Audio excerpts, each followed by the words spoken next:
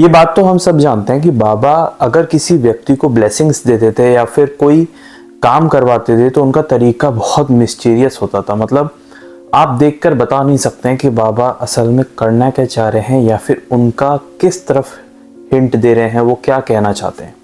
क्योंकि बाबा की जो तरीका था वो बहुत ही डिफरेंट था। वो डायरेक्टली किसी चीज़ को ना कहते थे ना करते थे, और ब्लेसिंग्स में भी कुछ अलग ही वो रास्ते अपनाते थे।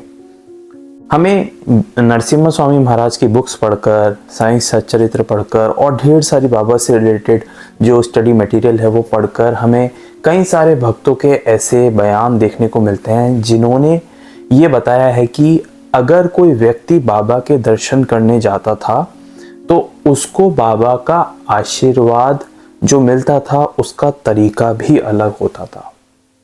मतलब अगर बाबा किसी भक्त को आशीर्वाद दे रहे हैं या उसको ब्लेसिंग्स दे रहे हैं तो वो बहुत ही डिफरेंट तरीके से होती थी। कई भक्तों ने ऐसा बताया है कि जब बाबा हाथ रखते थे किसी भक्त के सर पर या आशीर्वाद देते थे तो वो भी बहुत अलग अलग तरीके से देते थे। देखिए, कई बार क्या होता था, अगर कोई भक्त बाबा को प्रणाम करता है तो कई बार तो बाबा जो है अपना हाथ उस भक्त के सर के ऊपर से फहराते थे बिना टच करे। मतलब ऊपर से ही ऐसे निकाल देते थे हाथ को और उसको आशीर्वाद देते थे। वहीं दूसरे अवसरों पर कई भक्तों के साथ हमने ऐसा देखा है कि बाबा जो थे वो फोरहेड को, यानी कि हमारे जो माथे का आगे का हिस्सा होता है, वो अपनी हथेली से दबाते थे और आशीर्वाद देते थे। कई कई बार बाबा टच भी नहीं करते थे, कई कई बार बाबा अपनी हथेली से दबाकर और माथे पर आशीर्वाद देते थे।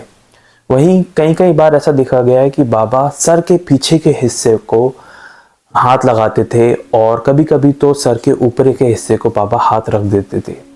वहीं कई बार तो बाबा आशीर्वाद बिना छुए देते थे। तो ये अलग अलग तरीके की चीज़ें हमें जानने को मिलती हैं अलग अलग भक्तों से, क्योंकि जो आशीर्वाद देने का तरीका था बाबा का भी, वो भी हर एक भक्त के लिए अलग था। और उसका जो रीज़न है वो मेरे हिसाब से तो शायद कोई नहीं बता सकता, क्योंकि वो बाबा के मन में क्या चल रहा है और बाबा किस तरीके से आशीर्वाद दे रहे हैं वो वही जानते हैं। मेरा इतना मकसद था आपको बताने का कि बाबा किस तरीके से कितनी ही ज़्यादा मिस्टीरियस तरीके से आशीर्वाद देते थे और हर एक व्यक्ति के लिए जिसके लिए जो सही होता था बाबा वही करते थे। और इसका लिंक बहुत चीज़ों से भी हो सकता था कि उस व्यक्ति के कर्मों से हो सकता था, उस व्यक्ति के जो थॉट्स हैं उससे हो सकता था। तो ये डिपेंड करता था कि कौन सा भक्त क्या मांगने आया है और कितनी डिवोशन से वो बाबा को मानता है। उम्मीद है आपको ये दिलचस्प बात जान के अच्छा लगा होगा कि बाबा का आशीर्वाद देने का तरीका भी अलग था।